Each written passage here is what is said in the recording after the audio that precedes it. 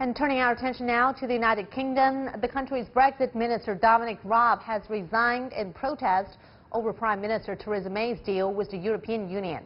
The Brexit deal was approved at a cabinet meeting on Wednesday, and Raab said May's plans threaten the integrity of the UK. For more, let's go live to our correspondent Richard Bestic, who is live for us in London. Hi there, Richard. The British Prime Minister Theresa May is delivering a speech to the Parliament as we speak. Can you tell us more about what she's saying there? Well, she's having a pretty torrid time. She's bringing to the Parliament building, you can see behind me, her explanation for the draft agreement. A draft agreement which has seen in the last few years 2 members of her cabinet resign. One of them, the Brexit secretary, ostensibly the very man who helped put together the draft agreement and who should have been selling it to Parliament as it goes.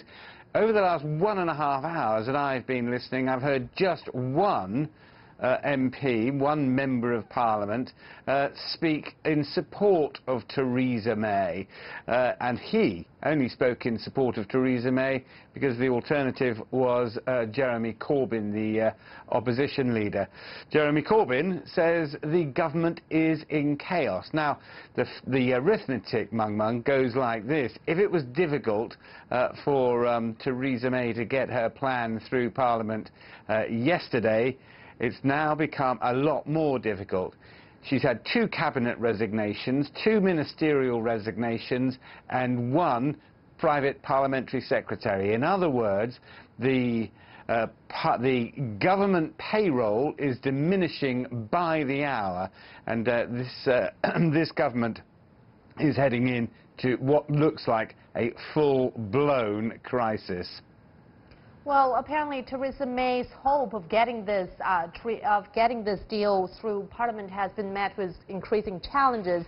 But she also said this is just a draft treaty. Is a real treaty likely to be reached in the near future? Well, what happens now is it will go off to Brexit. The draft agreement will go off to Brussels, where a summit of the remaining 27 members of the European Union, the governments of the remaining 27, will give their approval. There's no controversy surrounding that. Michel Barnier, the European Union chief negotiator, will have all his ducks in a row. Then it comes back to Parliament. Now, in Parliament, the Scottish nationalists have said they're going to reject it. The Democratic Unionist Party from Northern Ireland, they say they're going to reject it. The Labour Party says it doesn't meet their 6 rules for accepting the draft agreement, so they will most likely accept it. And get this, on the benches behind Theresa May, sitting the members of the ruling Conservative Party, some 80 members of Theresa May's own party are on record as saying they will reject it. So the arithmetic looks very unlikely. The big question now, Mung, is whether Theresa May can hold on to her agreement, whether the thing is dead in the water, as some MPs have been saying over the last hour and a half, and indeed whether she can hold on to her job. Well, the pressure is certainly there for her. Thank you so much, Richard Bestic, live for us in London.